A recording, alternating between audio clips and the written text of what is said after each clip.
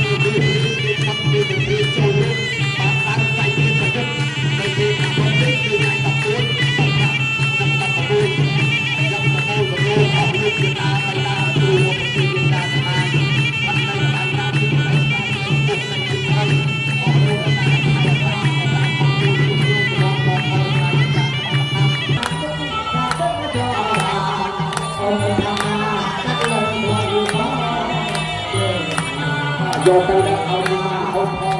ទៅតាមទៅយកមកដឹកមកអូនទៅតាមកាសទៅរាល់ហើយនឹងឲ្យបាត់អុកទូដើម្បីទៅចេញទៅចេញគេយកដាក់តែឲ្យតែលោកគង់វាយើងអត់ស្អាតញ៉ាំអត់បងញ៉ាំអត់អូននោះគេឲ្យតែទៅ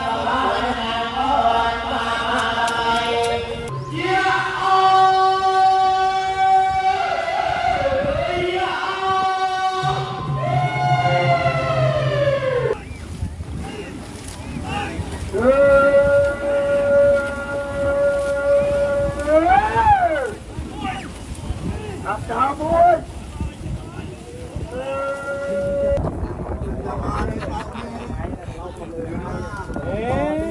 Ghiền Mì Gõ để không bỏ lỡ